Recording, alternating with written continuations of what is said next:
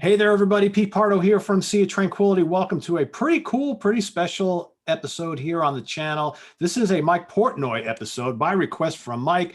He is here in the house. Mike Portnoy. We got Jim Bacchi from Hitman, and then my partner in crime from the Great White North, Martin Popoff. Greetings, gentlemen. How are you? How are you? Doing well, doing Good, well. It's going to be good. fun. This is going to be fun. So today is all about power pop. Some of you might be saying, power pop? What the hell is power pop? Mike, you want to give us your definition of what power pop is? Well, I wanted to do this because obviously your show is mainly rooted in metal and prog, as is my career. You know, most of the things I do is rooted in metal and prog as well. But I've always had a huge, huge soft spot for power pop, pop rock, power pop, and all the variations, you know, within. And well, should I wait? You good? Okay.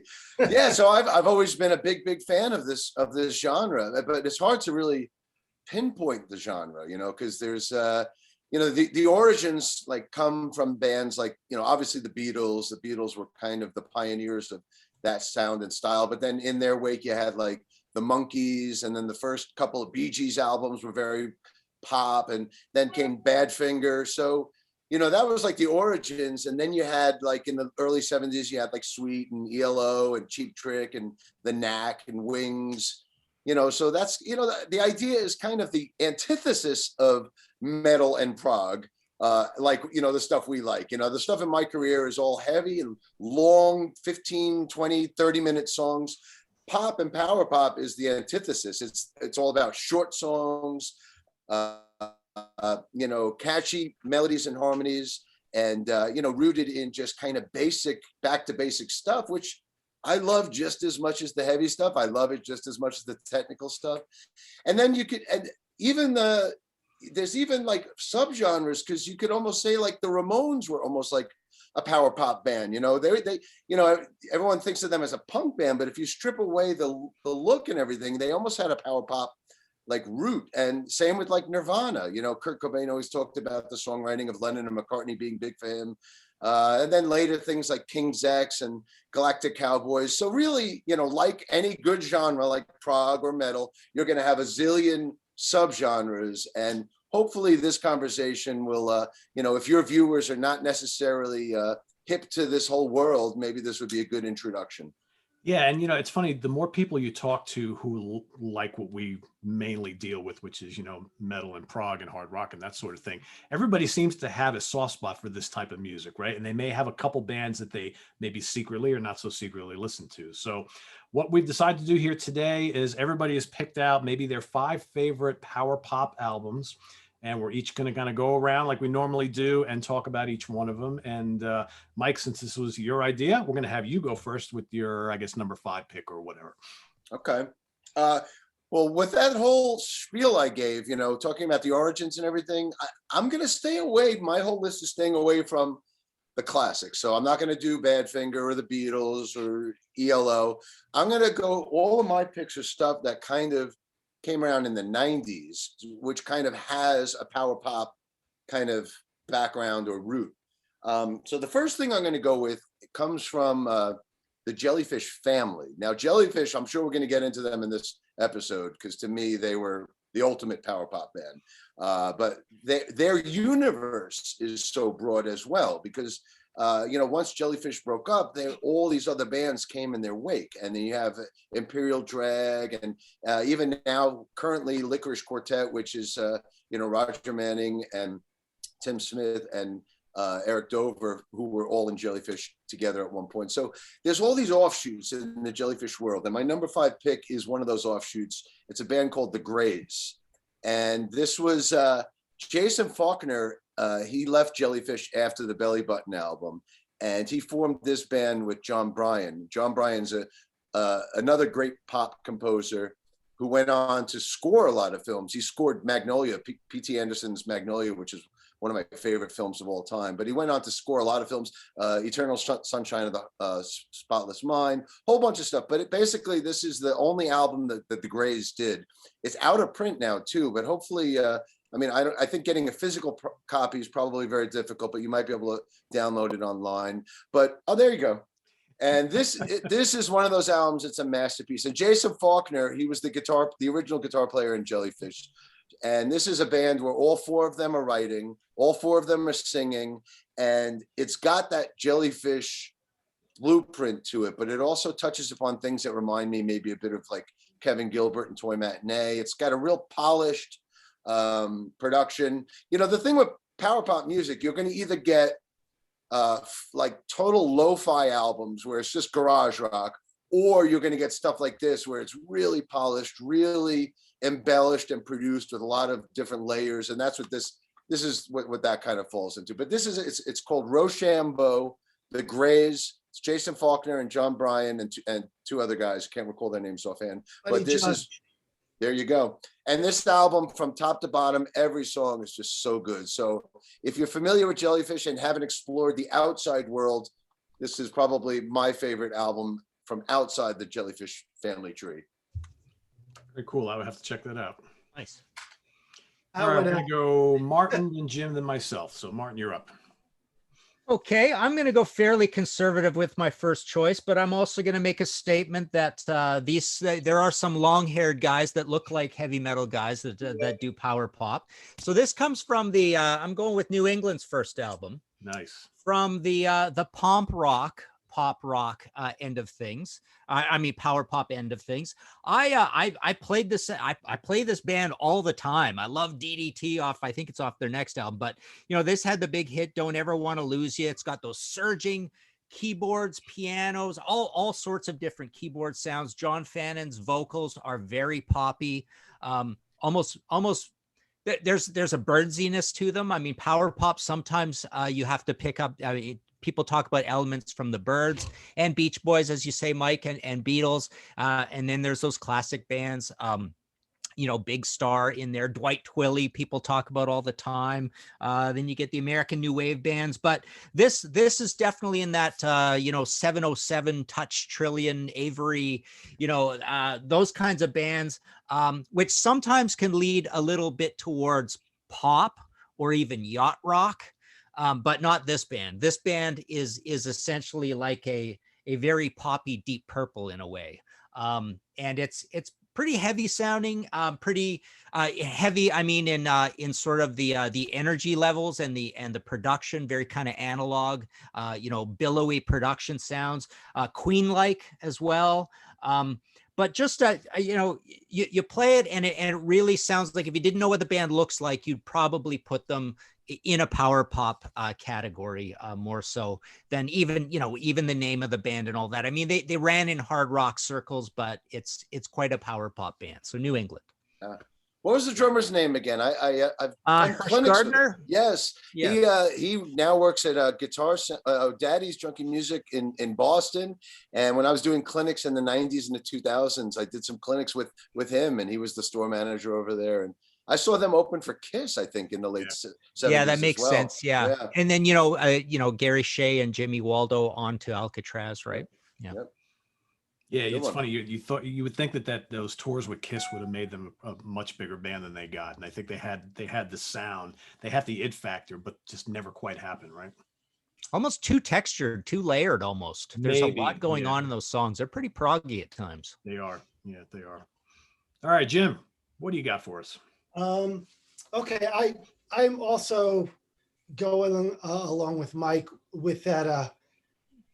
Since the Beatles are basically baked into the cake of power pop, they're off the table for this. It's kind of like they're the blueprint. So, and I think, if I'm not mistaken, I think Pete Townsend may have coined the term.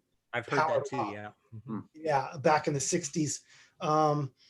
But yeah, I also, Pete, I know, like in the 90s, when you kind of went from just listening to metal to other things, you kind of went into progressive rock really heavily.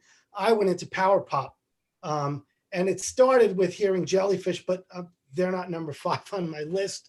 But it led me to this band, the Posies. Mm-hmm. And this was I saw on MTV, they were doing a special on the Seattle sound, and they mentioned all the normal Seattle grunge bands or whatever. And then they mentioned this band, the Posies, and said that they came from a more like from the Hollies and, power, pop. And this is their third record, Frosting on the Beater. Dear 23 was their second record, which is also great, but lighter, more. It was produced by John Leckie, who did the XTC records. Very, kind of billowy and a lot of acoustic guitars and a lot of reverb. This album, their third album, was produced by Don Fleming, who was more from the New York art rock scene, the Sonic Youth scene and stuff like that. And it has an amazing guitar sound. It's really, the guitar sound is grungy, but the songs are, Flavor of the Month, and Solar Sister, on and on. This is a great, I spent a lot of time listening to this record in the 90s. So Posey's Frosting on the Beater, if you haven't heard it, it's really super crunchy in the guitar department. Not in a metal way, but a little more art rocky way, but great harmonies, great songs. So that's my number 5 is Frosting on the Beater by the Posies. It's another one of those band names that I've heard many times over the years, never listened to. Now I have an excuse to. Cool. So you mentioned XTC before. Well, my first choice is going to be Black Sea by XTC. Is it art rock? Is it post-punk? Is it new wave? Is it pop? What is it? It's kind of like all that and a little bit more. I love the show. Martin and I did a whole show on XTC and ranking their catalog last year sometime.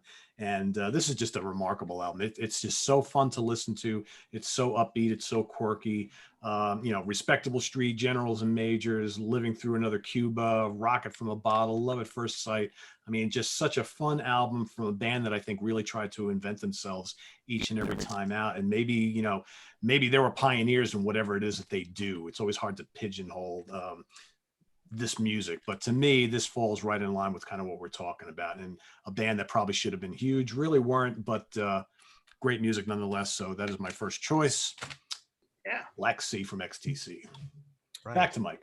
Yeah, I mean, XTC are one of the biggest legends within this world, but it's weird because they almost sound like they came more from a new wave background. Very, so yeah, this genre is just so broad and just goes to show. But I know their albums are considered, some of the biggest pioneering albums of the genre. So my next one is once again, I'm kind of in post 90s power pop, and I first heard of this artist from his band Ben Folds 5. But this is, I'm going with Ben Folds' first solo album, Rocking the Suburb. And Ben Folds 5 was really a great power pop band. In fact, probably heavier than this album, because Ben Folds 5 always had a distorted bass, and their first couple albums were great. But this album, Bill Hubauer from the Neil Morris Band has often stated this is his favorite album of all time. And I kind of have to agree with him. This is up there for me as well. This is really one of those amazing albums. Ben Folds plays every instrument on it. So it's kind of like the first McCartney album. And he's playing everything, singing everything. And every song on here is just hook after hook after hook after hook. And obviously piano is his thing, but every instrument that he's playing on here is great. I also recommend the first couple Ben Folds 5 albums as well, but this is probably my favorite thing that he's done, Rocking the Suburbs, Ben Folds. What year did that come out again, Mike? This was, I think, around 2000 or so, 2001, actually, yeah. Yeah, Ben Folds 5 mainly was doing in the 90s, and then this was his first solo album, 2001. Cool. right on. I like the fact that we're probably going to have all these eras represented today, which I think is pretty key here, right? So, well, I'm also waiting to see what you guys pick because there's so many to choose from. So that's going to kind of have bearing on what I pull out of the stack here, Yeah. there you go. Yep. I know. I always come with backup just in case. Yeah, me too. Yeah, because I was worried if you guys brought one up, I was going to do a switch real fast. So I used one of my backups already. That's good. It opens you up for a new one. There you Yeah. go. As long as the band is getting talked about and covered, then that's all that matters, right? That is true. That is true. All right, Martin, you're up. I'm up or Jim's up? I'm up. Okay. You're up. All right. I'm ready to go. Okay. I'm going to go with This would probably be my number one choice, but I'm just excited to talk about them because I love them so much. Bram Tchaikovsky, Strange Man, Change Man, but I'm not going with Strange Man, Change Man. I'm going with Pressure. This was called The Russians Are Coming in the States. This is the Post Motors band, right? So the Motors were kind of like more of a pub rocky band. Here they are, Nick Garvey and Bram himself. There's the other Motors albums. So these are 77, 78. Everybody might remember this die cut album that they put out, right? King of the Delete Bins. But they only made the 3 albums. This is their 3rd album, or his 3rd album. That's a pseudonym for him. But this is a band that is actually heavy and birdsy. I mean, in a way, they're like Don't Fear the Reaper in a certain respect. But they also got some riffier songs, some that have a little bit of pub rock to them, a lot of kinks to them. Just really, really good songs. Strange Man, Change Man was a little bit of a hit, if you remember. But really nice blended vocals, acoustic guitar, heavy stuff, some pretty heavy guitar solos as well. I just play these guys all the time, and they only made, like I say, they only made the 3 albums, and there's what the band looks like. So this is I think it's 1980, 81, and 85 or something like that. 80 for the second one. So that would be 79 for this one. And 79 in a way is the quintessential power pop year in respects. I mean, it seems to be this fulcrum year between, a couple of different older musics and leaving punk and getting into, post-punk in UK, 78, 79, 77 even, and then new wave in the States where it kind of takes over and gets really cleaned up and really commercial. And there's this weird year where everybody talks about it as that recessionary year, right? Where, 1979 had to be saved by Pink Floyd The Wall and Eagles Long Run. And what's the other one? In Through the Outdoor, right? But there was all this stuff, this power pop stuff coming out. But for the UK stuff, I'm always really touchy to pick UK bands because it doesn't quite fit my definition in a way. I keep thinking of those American bands, which I'm not really that much of a fan of. But this band's just endless craft and heaviness and poppiness and hooks. Bram Tchaikovsky. There we go. Cool. Right on. Yeah. Back to Jim. Okay, I'm going to go back a pretty long way for this one, and very obscure, I might add, or pretty obscure.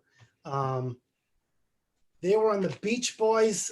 Beach Boys had a record label, guessing this is 1970, maybe. This band called The Flame. Wow, never seen that. 2 notable people that are in this band. One is Ricky Fattar. Oh, wow. Ruddle, right? Yeah. Stig O'Hara. Stig from the Ruddles. and Blondie Chaplin, who was in the Beach Boys. I guess the Beach Boys discovered this band. They're from South Africa, and this album is so good. It's like the best Badfinger record you've ever heard. Wow. And I know that's a weird thing to say, but you take the Badfinger and like White Album, Abbey Road era Beatles, and that's what it sounds like. Sold. The songs are incredible. I'm sold. And there they are in the back.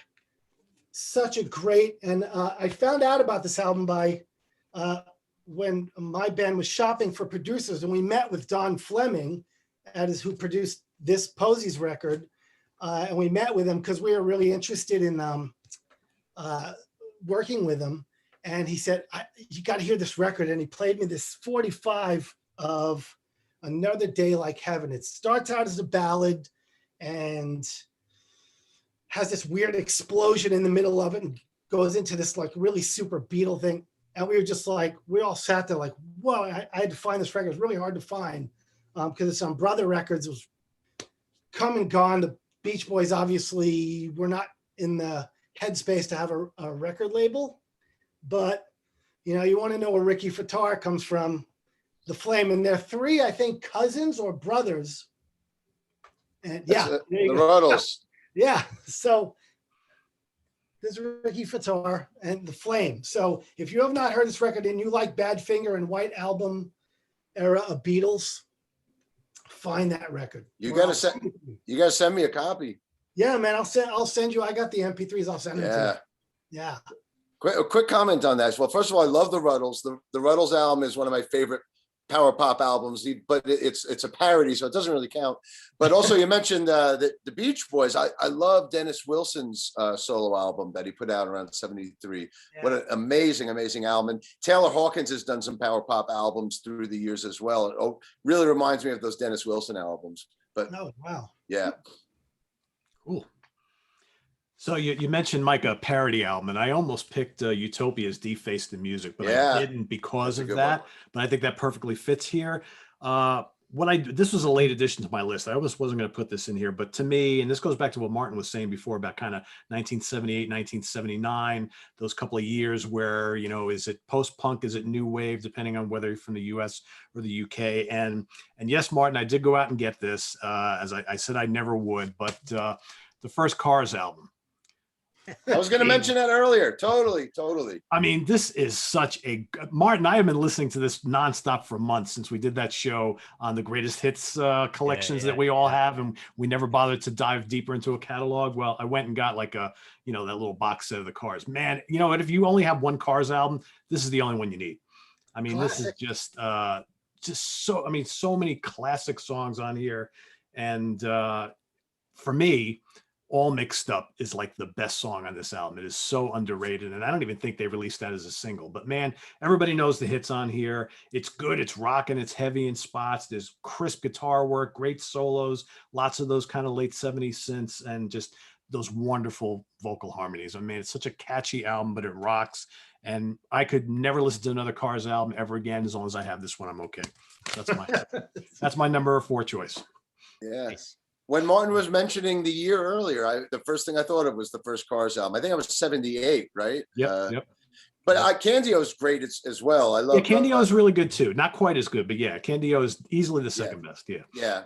Yeah. Cool. Yeah. All right, Mike. my number 3 is this is a band from up north, from Martin's side of the border, and when this pandemic began last March, I went down a serious rabbit hole of this next band, and actually, right when the pandemic started, the Licorice Quartet album came out, and then also I started talking with Jim about Cold Stars from Mars. So when this pandemic started, I was in this full-on power pop rabbit hole, and this was the band that, for the first few months, just completely fueled the first few months, and it's the band Sloan. And now normally I would never go for a greatest hits album as a pick, but I guess when you're talking about power pop, you kind of want the hit songs. When you're talking about prog or metal, you want the deep cuts. Yep. But when you're talking about the first Cars album, like every one of those songs are hits, and those are the songs you want to hear. So I think when you're talking about this genre, you could get away with a compilation album that's going to be your kind of go-to pick. So Sloan's A-Sides win. If you don't know Sloan, they've been around for over 30 years. Their first album was kind of grungy, a little bit like Smashing Pumpkins-esque. But after that, they went full-on pop, power pop, very much in the vein of like Cheap Trick and Red Cross. All 4 of them write the songs. All 4 of them sing the songs. They even switch instruments live. So like the drummer, will come up and play guitar and the bass player will play drums. They literally switch around from song to song because they're all multi-instrumentalists. And this collection basically is 2 songs from each of their first, I don't know, probably 5 or 6 albums, all of the videos that they put out. And this is just one of those albums. If you don't know the band, you need a starting point. This is it. And I fell in love with this album and all of the songs on it, and then went deeper down the rabbit hole and picked up the whole catalog and went for the deep dive after that. But this is a good starting point if you've never heard Sloan before. And I got all these new bands to listen to today. This is great. Yeah. Have you ever seen them live, Mike? No, just live stuff on YouTube, and I've downloaded a bunch of their shows, but never in the flesh. I saw them for the first time, probably the end of 2019. It was amazing. Wow. Amazing. They were doing the entire Navy Blues album. Yeah. And my friend took me and he said, "You got to see Sloan." I go, I'm a fan. I've never seen him. And happened to be that night that they were playing the album that I really love from them, which is Navy Blues. and they were amazing. Yeah, they all switch. They have a fifth guy playing keyboards and stuff in the back, but every guy sings a song. The drummer comes out and plays guitar. The guitar player goes to play drums. They're really fun. They got a great sense of humor and so many good records. I mean, so many. 12, the album 12, Navy Blues, One Chord to Another. I love Sloan. They're not on my list partially because I move so many times I lose my CDs. So I'm like, I want to have the show, but like Navy Blues is definitely one of my top, probably in the top 10 of power pop records. Well, Jim, you got to buy that house that you were posting on Facebook today and stay put for a little while. Oh my God, that house. Apparently it rains 5 feet a year in that part of yeah, maybe not. Yeah. Yeah. I would love to have that house. It's amazing you saw that. Right on. Yeah, Sloan though, big fan of Sloan. And my introduction to Sloan was very strange as well. I'm a big fan of the movie Virgin Suicides, Sofia Coppola's first film, and the whole soundtrack is like Bee Gees, Todd Rundgren, ELO, the Hollies. It's got all these great 70s power pop songs, but then there's a whole bunch of songs from Sloan on there. And so I'm looking at the songs and like, I knew all of the original 60s and 70s bands, but never heard this band Sloan that had a whole bunch of songs on the soundtrack. And that's what introduced me to them. So yeah.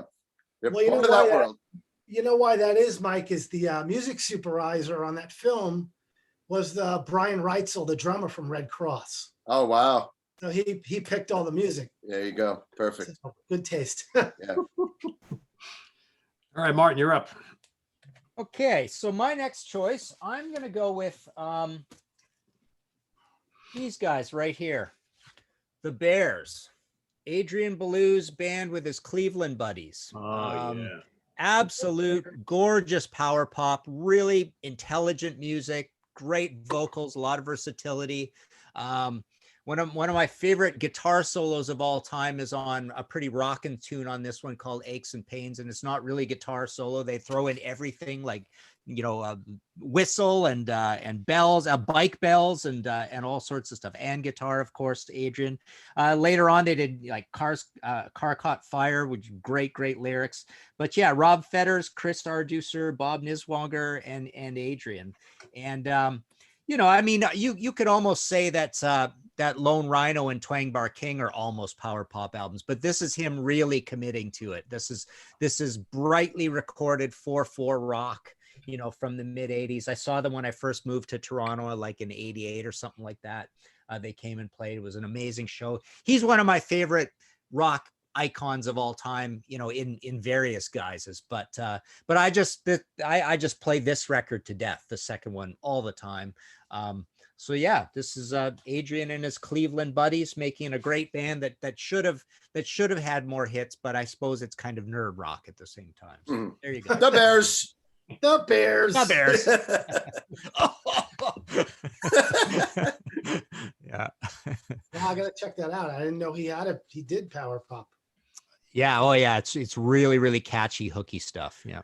Cool. I knew Adrian was a Beatles fan because I saw Crimson around 95, and he did a solo version of Free as a Bird, just him and a guitar singing Free as a Bird. So I knew he had it in him. And then I did a Prague cruise back in 2014, and I did a big Beatles impromptu sing-along. It was me and Damon Fox from Big Elf and Neil Morse and a whole bunch of Mark Michael from the Pillbugs, and Adrian sat with us as well and knew all the Beatles songs. So yeah, you could tell he's got his toes in there. Yeah. Wow. Yeah, his early solo albums are very Beatlesque. I mean, you really can't go wrong with any of his releases. Yeah. Very much firmly in this kind of style. All right, Jim, what do you got? Okay, so my number 3, we're going back to the 90s, and I didn't know which one of these records to pick because all three of these are super loved, but I guess I'm going to go with Show World by Red Cross. There's also Phase Shifter and Third Eye. So it was a tough choice, but I think Show World has all the power and all the pop. It's great production. And man, so many good songs. I was such a huge, when I got into, power pop in the 90s, I, I got hip to Red Cross, and they were, one of my favorite bands of the 90s. And they were an 80s band as well, but they actually started in 78 in the punk scene in LA. But I ended up befriending the late, great Eddie Kurdziel, the guitar player on this record. And he produced some stuff for me with one of my bands, and played on a record, and we just became friends until he passed away. But Red Cross Show World, great power pop record. So that's my number 3. Cool. That's great. I don't know if you saw, Jim, but I had Face Shifter and Third Eye here as well as in my honorable mentions. I mean, you can't talk about this genre without talking about them. And no, absolutely not. And even the McDonald brothers were in that movie Spirit of '76, which was I mean, that was like the whole power pop kind of culture, Yeah. All right, so someone's got to bring this band up. Might as well be Mason, so it seems like I'm probably going to go for the more obvious choice stuff here, and that's okay. And I'd arguably say either of their 3 albums that precede this one is more in line with what we're talking about, but I think this is my favorite album by them, so I'm going to pick it just for the hell of it. I think it's got plenty of what we're talking about here. Dream Police by Cheap Trick. Yeah. Love this. I mean, this is a little heavier than the 3 before it, or maybe the first album's kind of close, but I still think there's really great pop on this album. There's good, gritty hard rock on here. You got a couple long tunes that I don't even know what you want to call them, but I mean, this is just a perfect band in this style, right? And all Cheap Trick albums are fun, and this stuff's got to be fun, right? To call a power pop, it's gotta be fun, and it's got to be loaded with hooks. The instrumentation's got to be good and quirky, and I think Cheap Trick always kind of brings that. So that's my number 3. Great. Me too. Yeah. Whose turn? I don't know if you guys heard this yet. Just came out. It's on the way. I've heard bits and pieces of it. It's really, really good. What I've heard, I've liked. Yeah. Really good. So yeah. I can't say I like that album cover too much though. No, I don't know what happened with that, but yeah. The only reason I say that is because Martin and I have been doing so many album cover shows lately. It's like every one I look at, I think, all right, look at that. Just have to kind of critique the album cover a little bit. So well, you got to figure bands aren't like necessarily together to do photo sessions and things like that right now. So well, I'm glad you mentioned Cheap Trick because like Red Cross, they have to be part of this conversation. So absolutely, one of the biggest of the genre, I think. Yeah. All right, Mike, your turn. So once again, staying in the 90s, and as I mentioned earlier, I think like Nirvana, this kind of maybe had a bit of that power pop like background. You almost could hear it even with the Foo Fighters, later on. But to me, the band that was post Nirvana that kind of really brought power pop back into the culture or onto radio was Weezer. And this first album, the Blue Album, to me, this is probably one of the best representations of this genre. I mean, you could talk about pop because Beatles and the Monkees and early Bee Gees and Sweet, that's kind of pop, but this is where the power in power pop comes in with the distorted guitars. And Rivers Cuomo is what a prolific writer. I mean, this is the first album. This is probably the classic album, although their second one, Pinkerton, might be my personal favorite, but it went really deep.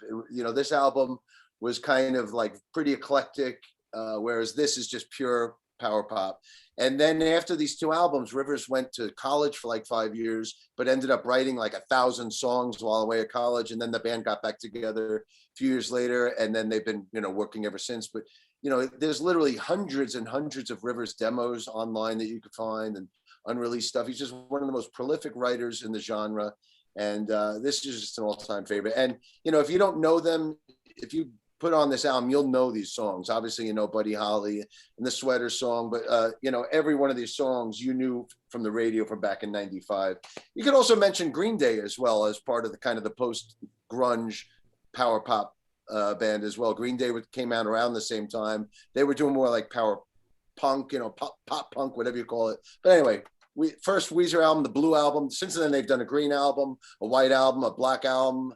They've done this so many self-titled albums, all recognized by their cover. But the first one, the blue one, to me is the quintessential one. Yeah, I almost went with Pinkerton too. Like such a pure Yep. power pop band. Those are my two. Like you say, the power, lots of power. Yeah. All right, Martin. Almost Dinosaur Jr. type power, but in a Dinosaur Jr. Yeah, exactly. Yep. Yeah. Cool. All right, Martin's up. Okay. Is it one left or two left? Two left. Two left. Okay. I think you may have gotten reshuffled at some point, but okay. yeah. All right. So I'm going to go with to make that UK statement and to also make the statement. I already had a UK band, but to talk about bands I don't think belong that get talked about in this genre, but this band does belong. Buzzcocks with their debut. I'm going to go with.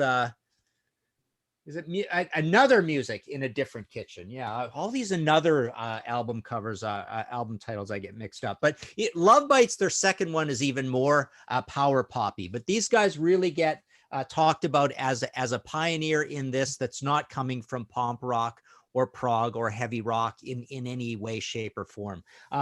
With the high Pete Shelley kind of yelpy vocals, the kind of, again, nerd rock sort of feel. It's fast, it's melodic, it's a little bit like punky Beatles in some respects. Although the first album has some pretty heavy metal riffing on it. This was really cool. Came in a gray, silver plastic bag when this thing first came out. So definitely they fit in this. And I don't really feel that the likes of Joe Jackson, Elvis Costello, Nick Lowe, like these guys all get brought up in this. Even a band who I love so much, The Jam, squarely a mod band, but they sometimes get thrown into the power pop thing.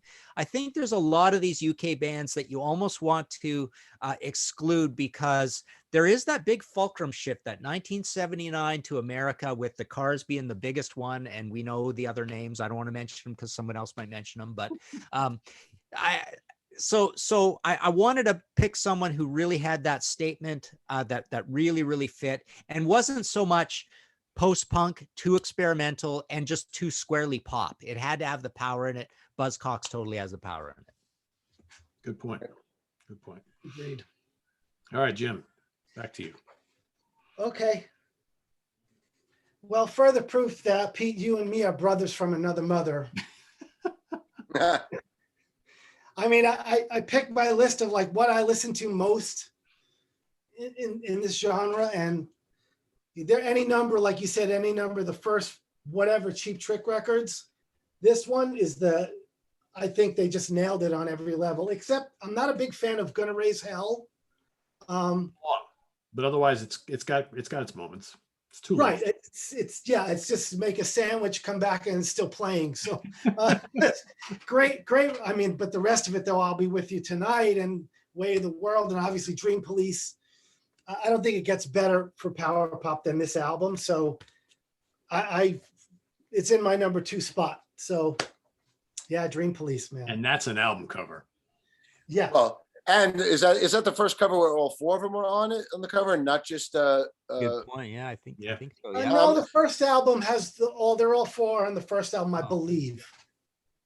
I thought it was always just Robin and Tom on the front, and then Bunny and Rick on the back, but I could be wrong. All on the first one too. Oh yeah, the motorcycle one. Right. The second. Oh, that's the second one. In Color's the motorcycle one. That's 2 and 2. But the first one's just that black and white crowded shot. Right. All in it. Yeah. A lot of people that love Cheap Trick say the first one is their favorite, but I like when they got a little more produced.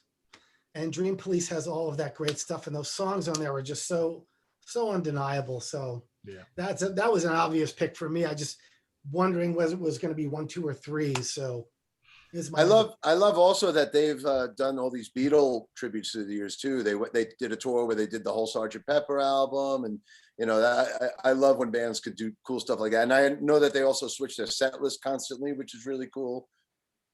Love that stuff. I just love how Rick Nielsen always threads a little Beatle melody into their songs. Like all of a sudden you go, oh, That's While My Guitar Gently Weeps. He does it on purpose. It's just so cool how he does it. I love how he does that. So, yeah. And Mike, you know a little something about changing set list all the time, right? Yeah, a little bit. Yeah, a little bit. Think about doing that with their catalog with so many, short songs. And that's Oh, I know. incredible. God. I mean, how many albums they have now? 25? Something like that? I don't know. Something, a lot. A lot of songs. A lot of songs. Yeah. All right. My number 1 and 2 picks are both greatly influenced by 2 other bands that probably helped jumpstart this whole thing way back when. My first choice, and I couldn't even decide which album, but I decided to go with the one that probably has 2 of my favorite songs for them. No Dice from Badfinger from 1970. I mean, I think what's interesting about this band, obviously greatly influenced by the Beatles. I mean, the general public was so upset and distraught at the Beatles breaking up and going away. And here you had a band that came along that had a lot of those similar qualities. And I never understood why people just didn't flock to these guys in a big way, as a kind of fill the gap type of thing. Because I mean, a lot of the same qualities are here. There's so many great songs on here, no matter what, huge hit. Okay. Great song that just personifies power pop. Great guitar riffs on this album. You got Without You, which is a great track that I think a lot of people forget that was written by these guys, made really popular by other folks afterwards. You got Better Days on here, Watford John, it's just really great stuff. A lot of songs, a lot of 2 and 3 minute songs, catchy, great guitars, great vocal harmonies. I mean, basically has everything we're looking for here. So that's my number 2, Little Badfinger. You really can't go wrong with any of their albums, but like the first 3 or 4 are pretty damn solid. Yeah. That's a great pick, and I'm a huge Badfinger fan as well. Those first 4 albums, you could go with any of them, really. Straight Up is my favorite of those early 4. But you talk about the Beatle comparison. There was also a direct connection. I mean, they were signed to Apple Records. Apple Records signed them when they were the Ivies. And then Paul McCartney wrote their first hit. Come and Get It was written by Paul. And then later on, George Harrison played on and wrote and produced a bunch of the songs like Day After Day. And I can't remember, but I think, George was also involved with them as well. So there was that big connection.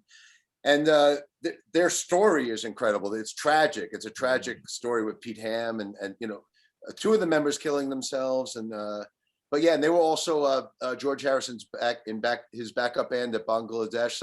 So many Beatle comparisons. Tragic story, but an amazing band. Yep, absolutely. Yep, I agree. So my last one.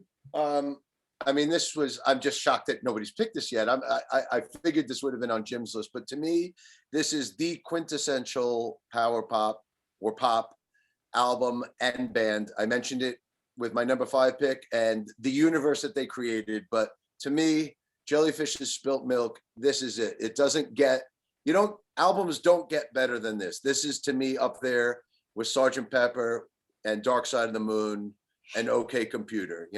It's, as far as this genre goes, it's amazing. And I should mention the album that came before it, Belly Button, is also a masterpiece as well. This is kind of like their Rubber Soul Revolver or the Bends, whereas this is like Sgt. Pepper and OK Computer. This has like the songs, but this has the songs and the production.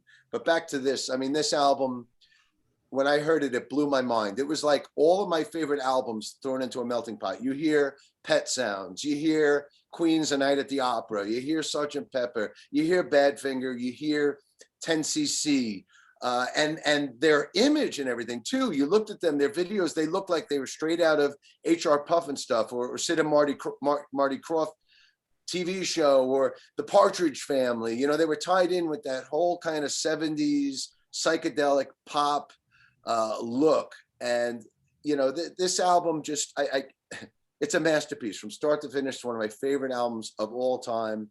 It's got all those elements in there. It's got, the production is just incredible, like Dark Side of the Moon or Pet Sounds or Night at the Opera. It's just groundbreaking. What can I say? And they have this whole universe as well with all these other bands like Imperial Drag and Licorice Quartet and all these other bands that came out of it. But Roger Manning Jr. and Andy Sturmer, their partnership only lasted these 2 albums, and then they broke up. But these 2 albums are the masterpieces of this genre. So, Mike, I'm going to blow your mind right here. Before yesterday, I had never listened to a second of their music. Oh my Ever. God! Oh. I'm jealous to be able to. So what did I do? I went and listened to that album on YouTube, and I was like, "How in the world did I never?" I mean, I've heard of them for a million years, and I went and ordered both of their albums yesterday. So I'm anxiously awaiting them to come out from Amazon. Yeah, so good. I'm jealous to be able to have all that music waiting ahead of me. Still would be incredible. Right? So lucky man.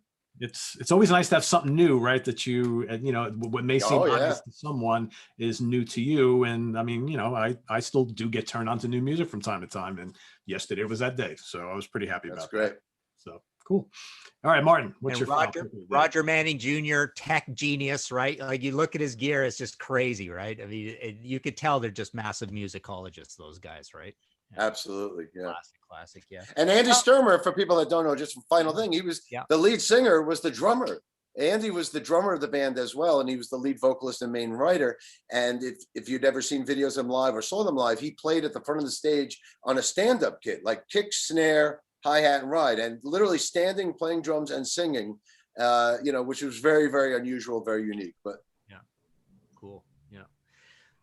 Okay, my last choice. I was going to do a Cheap Trick, but I won't do Cheap Trick. And I was going to do this one because I love Next Position, Please. And it's produced by Todd, and it's actually very poppy compared to the previous stuff, right? This is probably their lightest album before. Well, it probably is their lightest album, period, because how do you measure, the stadium rock years exactly? But this is a gorgeous, gorgeous pop album, but we're not going to do Cheap Trick. But we're going to do something similar. And again, an homage to that 1979 era, because that's where I feel where it all kind of happened. And I'm going to go back to that anchor thing in the classic rock world. I'm going to go with City Boy, Day the Earth Caught Fire. There's my 3 copies of that one. Love this record to death. But to me, the thing about this band was they were a little more Supertramp, proggy, almost yacht rock early on, but this record is where they really bring the power, and it's definitely pomp rock. It is kind of proggy. I mean, absolutely, like with Rev On, definitely The Day the Earth Caught Fire. The whole Ambition suite on this is just a masterpiece. Produced by Mutt Lange, not particularly Mutt Lange-ish yet. He hasn't evolved through those 2 or 3 records. He would evolve into that signature sound of his later. But this is him just using every bell and whistle and just trying to be super, I guess high tech and high gloss, but still in a conventional form.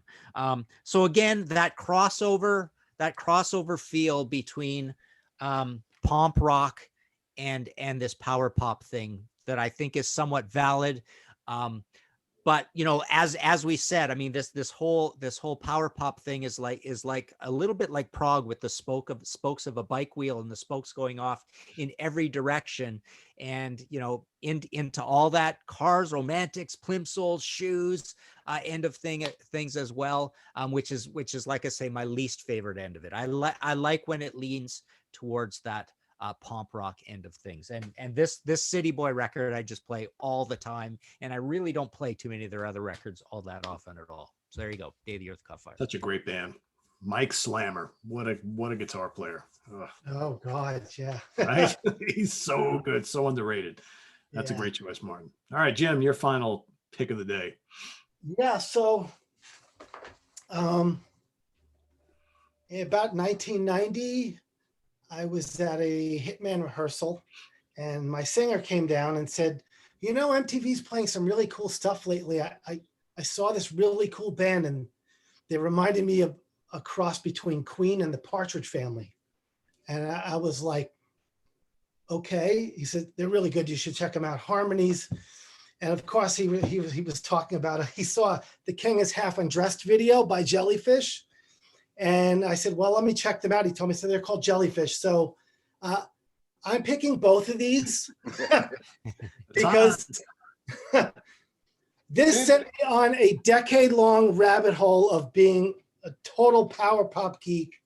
I would say if I had to pick my favorite of the two, I couldn't, but Spilt Milk is an absolute masterpiece. They're both so good. I picked Spilt Milk, but I'm just going to say both. I think if you ask a lot of guys that were into metal around that time, I think a lot of metalheads got converted to this band and to power pop. Lots of them. You, me, tons of people. I know Charlie Benante is a big Jellyfish fan too, right?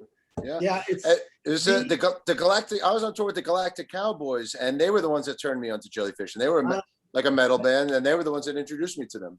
Yeah, that makes sense because they had a lot of very Beatlesque qualities to them, that band. I remember them, and King's X too. But I think it's a master course in everything: songwriting, lyric writing, vocal harmonies, production, mixing, engineering, instrumentation, arrangement, on and on and on. To the point where I made my own power pop band. We did get a big record deal. We had Roger Manning play on our record. We had Jack Joseph Puig mix it, who mixed these and engineered these. And this was life-changing music for me. So this is my number one, and I'm picking both because they're both equally great. So Jellyfish, Spilt Milk, and Belly Button. Those are my two number one spots. So are you predicting a jump into a rabbit hole for me in a few days? I'm just going to say, be prepared to have your socks knocked off from those records, strictly from a sonic point of view. Listen with headphones for sure. It's so much ear candy there. And oh my God, everything about them is just like, they're perfect records, both of them. So can't wait. Agree. Yeah. Good luck. Have fun with that, man. You guys remember Liquid Jesus from that era? They were a cool band, eh? And Last Crack, all fits in Buddo, the singer Buddo from Last Crack. Yeah. Man, that second Last Crack album's a masterpiece, eh? Yeah. Last Crack. I haven't heard that name in a while. Yeah. The Sinister Funhouse, I think, was the name of the band. That really bizarre album cover, man. Yeah. Yeah, where he's naked on that, the blood all over the wall. Yeah. Yeah.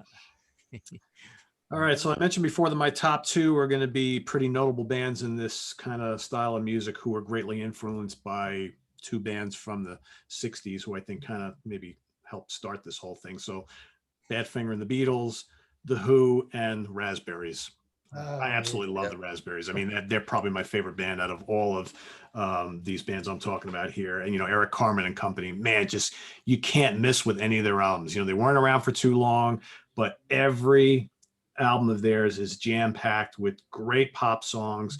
They could throw in a little crunch from time to time too, but man, those vocal harmonies, those melodies just can't miss. I almost couldn't decide which album to pick, but I love side 3. I think this is a really good album. Tonight is such a great song. I mean, yeah. Right. I mean, it's just, you can't miss tunes on here. Making It Easy, so good. On the Beach, I'm a Rocker. Should I Wait? I mean, Hard to Get Over a Heartache, man. It's just a heartbreak. Just great stuff. And they looked the part. They had the swagger. I'm trying to see if I got but any of these albums are just filled with great songs. And everybody knows the hits, and the hits are great, but the deep album cuts are really good too. Just a fantastic band, and I just love listening. They're fun to listen to, and once those melodies get kind of stuck in your head, you just can't get rid of them. And that's what power pop is all about. The music's got to kind of kick ass a bit, but it's just those catchy hooks that just permeate the music. Absolutely. Yeah, that's a blueprint band for power pop, the Raspberries. Sure. Yeah. Big Star. I think Big Star is another one that we kind of didn't get into, but they were, those couple albums were kind of the blueprint as well, I think. Yeah, absolutely. And Get the Knack later on. Yes, absolutely. Yep. Absolutely. A great call on that one too. I love that album. Yep. I have them in my honorable mentions too. How about the Nas? That was Todd Rundgren, yeah. The first album. Todd Rundgren had the Nas, and Jeff Lynne had the Move, which is pre-ELO as well. Yep, absolutely. I got some honorable mentions. Are we doing them? Yeah, just throw them out there. Yeah. I got 4 honorable mentions here, which are more bands that bands or albums maybe you don't know. Then if you like this genre, check these out. This first one is this band, the Pillbugs, and I got sent this album, and it floored me. This is their debut album. It's a double album. The leader is a guy named Mark Michael, who's an incredible talent. But this album is a double, and the first 5 songs are like a suite that is kind of like right out of David Bowie's Ziggy Stardust land, and it's just great. You know, if you kind of pictured an album that was like influenced by, you know, the Monkees and the Who Sellout and the Rolling Stones' Satanic Majesty's Request, that's what these guys are about. Endosheen. This is how I discovered Casey McPherson, who we brought into Flying Colors. I first heard of Casey because I got turned on to this album, and this was his first band, and it's more power pop, like in the vein of like Weezer or Radiohead. I mean, if you know Casey's voice and style, picture him doing, you know, a little bit more of an alternative thing. I could totally see that. Love this album. And Endosheen Day 2. This one is by a bunch of guys that we all know and love. This is the album called Jughead, which is Ty Tabor and Greg and Matt Bissonette, and then Derek Sherinian on keyboards. And Ty and Derek had a project called Platypus, but that was more prog. But then they put this together with Greg and Matt Bissonette, and this album is incredible. It's very, very much, it reminds me of the Grays a little bit, or King's X-ish. And Matt Bissonette is doing the lead vocals. And when I put together my Beatles tribute band, I called on Matt to be my McCartney based on, you know, what he did with this album, Jughead. And my final one was created by the man sitting below me on the screen. You gotta hear the Fuzz Bubble albums if you don't know it. Now, Jim, here's a funny story. Well, for those of you that don't know, Jim was before he did Cold Stars from Mars, which he does now, and after Hitman, you did, well, you should tell it, but you had Fuzz Bubble, and I got turned on to this, and this was like a demo that was given to me. I can't remember if it was given to me by a mutual friend or whatever. I fell in love with this, but I didn't know it was the demos until you sent me this. I always thought this was the album. So then it turns out I was been listening to the demos for all those years, but no matter which way you slice it, it's the same songs, and these are incredible. And Jim is a power pop songwriting mastermind. And seriously, I'm telling you, every song on these recordings are just so good and so tapped into the whole Red Cross, Cheap Trick, Beatles. I mean, and I knew you from Hitman, so I only knew you as part of like the prog metal thing. And then I guess, you know, you went and did Fuzz Bubble, and that was when I was going through my Jellyfish phase. And I was like, oh my God, man. I was like, I didn't know you did all this stuff, and fell in love with this stuff. So I got to give major props to this man, Jim, for creating this incredible music and carrying it on with Cold Stars from Mars, which I've been honored to be a part of, to help out with. So thank you, Jim. So that album was actually intended to be an album. The one you held up. Our singer's friend had a label, and he said, I want to make a Fuzz Bubble album. So we flew 2 people out to LA, because the Long Island guys came out to LA, and we did that record. And we used that record to shop the bigger deal. We met a manager. He said, I can get you a bigger deal. This is good stuff. And we ended up just re-recording. Eddie from Red Cross is the co-producer on that. I was working in a studio, small studio engineering. So I was like, you want to come in and do this with me? And he's like, hell yeah. So that was the original album. We went back and redid it with Mike Klink producing, and Jack Joseph Puig mixed. So, and then we were on Bad Boy, P. Diddy's label, Bad Boy Arista. And the lesson there is don't be on a big famous person's record label, because they won't have time for you. They never put the record out. So when we got ourselves dropped, he said, well, you guys do what you got to do. So I put it out myself. So it was basically a $500,000 independent release, produced by, Mike Klink, who did Guns N' Roses and UFO. And we had Roger Manning on. We had Susanna Hoff sing on some stuff. But that album was the album that got us the deal. So we put everything out now. But yeah, and I'm totally honored to have you playing on the Cult Stars from Mars stuff, which is basically me Jason and Mark from Fuzzbubble, sometimes Brett too, the whole bunch of us. And we're going to be doing more and releasing something. So I'm super looking forward to that. But thank you. That's very, I'm flattered. So. So Jim, you're gonna hook your brother up with this now, right? Well, yeah, you know, I didn't send it to you because I wasn't sure if you were into this type of music. So I got the CDs here. I'll just send them right out to you. And Martin, I could send them to you too if you want. It's so good. So good. Awesome. Yeah, it's that, like I said, I got into Jellyfish in 1990 and that kind of set my world, you know, in orbit. And I got into this power pop stuff in a big way. And I think it's really what I do best as far as songwriting goes. So, yeah, you guys let me know. I'll send them to you. They're cool records. Cool. I'd love to hear it. So good. Love to hear it. I'm going to do an honorable mention because I have a couple things here. The Grays, Mike already mentioned. So Emmett Rhodes. Oh, who passed yeah. away last year. This is a perfect Beatle-esque, you know, McCartney-esque record. He did all the instruments himself. You know, label problems. He should have been more famous than he was. There he is. That's amazing. Did everything himself on this record. If you like, again, that early 70s, late 60s McCartney, Beatles, this is a really great, and this was probably would have been, you know, if a top 10 list would have been number 6, you know, for those other ones. So that's my honorable mention. All the other ones you mentioned already, the Grays, that was another one. Oh, and I would say Matthew Sweet, 100% Fun. Great power pop record. So that's another honorable mention I would have too. So Cool. Martin, you got any honorables? Yeah, I had a couple here. Let's just go with 2. Let's go with the DBs, The Sound of Music. They were a great band from the mid 80s, right? There's their Like This album, Peter Hallsapple, right? And this band here, The Records, this was a definitely a quintessential power pop band, UK band. And their record Crashes is really sweet power pop with a lot of that kind of birdsy feel, but also pretty up tempo. But it absolutely fits right in that sweet spot of power pop. Records are always mentioned in various power pops lists. So Starry Eyes, right? yeah, that was a massive classic of the Great genre. song. Yeah. Yeah, and for me, I mean, we've mentioned a lot of the ones that I had put aside, you know, Get the Knack, obviously. For me, Parallel Lines by Blondie kind of fits within this. Various Rundgren and Utopia albums. I mean, Swing to the Right is total power pop from 82.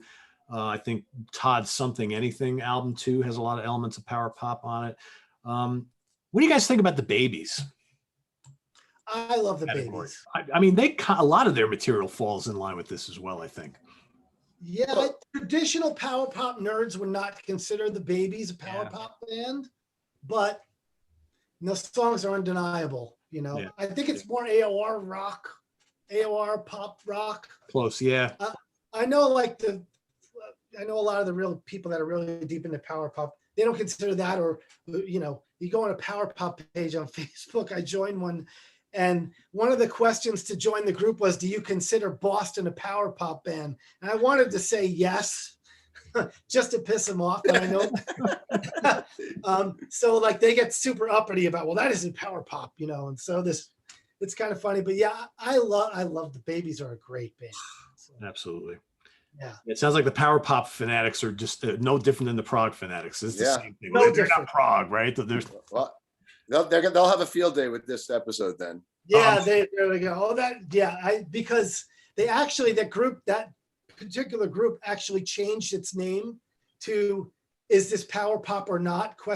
Just so people would fight, and then they changed it back because it got so people were posting all kinds of stuff, and I think the guy who runs the group did it on purpose just to be funny. And people are like, "Well, yeah, I guess he wants to fight even more," and it's so funny how the internet gets, but.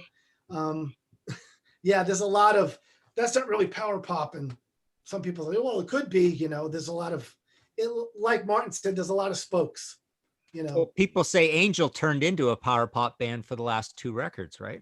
Angel, like Yeah, pure power pop later I on. love Angel, but I would say I wouldn't call them power pop. Poppy, yes. Yeah.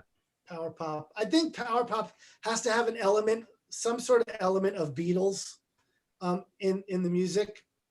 I thought it was pretty new wave to begin with too, though, right? You Yeah. had to be basically squarely a new wave band, almost, right? Like the Cars is almost like the Cars and the Knack and the Romantics are kind of, Yeah. you know, Yeah, the the Romantics. central of the.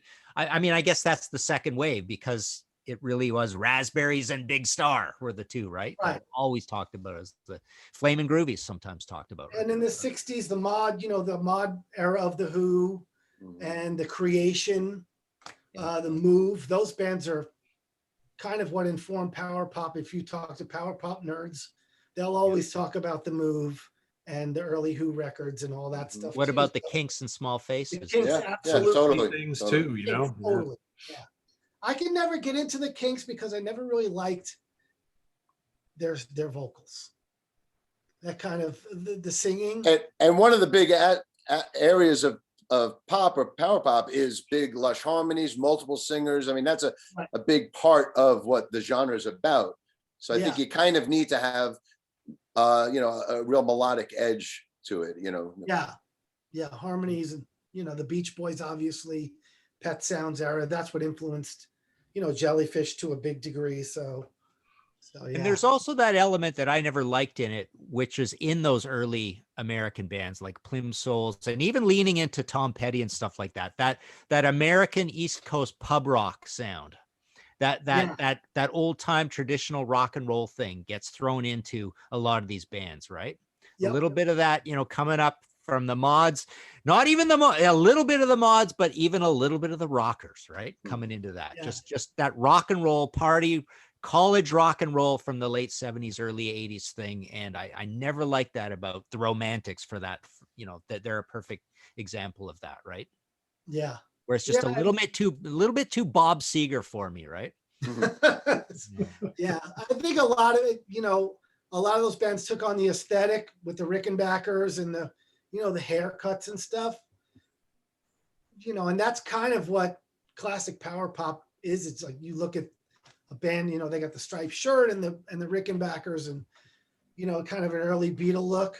And that was part of the aesthetic. Then like I said, I got into power pop in the 90s. So, Matthew Sweet, Jellyfish, Red Cross, the Posies, that stuff is where, and of course Cheap Trick and, the Beatles and all that. But I was more of a 90s power pop person. So, and there were a ton of amazing power pop bands in the 90s because in the mid 90s, it really became a thing, especially in LA. Like when I first moved to LA, there was a huge pop scene, Well, I think around the 90s was when the 70s became cool, like I don't think everybody realized how cool the 70s were until we went through the 80s. And at that point, then when we got to the 90s, like, oh, the 70s was awesome. Yeah. Into this, yeah. Yeah. Yeah. Yeah. When the 80s got super 80s is when it was like, oh, I wish it was the 70s again. Yeah. So, yeah. Too cool. Well, there you have it, everybody. So in the comments below, list some of your favorite power pop albums. Maybe there's some we haven't even talked about today. I'm sure there are. So it'll be interesting to see what everybody comes up with. I want to thank Jim Bacchi, Martin Popoff, and Mr. Mike Portnoy, especially for coming up with this theme today. And visit us on the web at www.seatranquility.org. We're on Facebook. We're on Twitter. Of course, we're here on YouTube all the damn time. For Mike and Martin and Jim, I am Pete Pardo. Good night, everybody. Good night.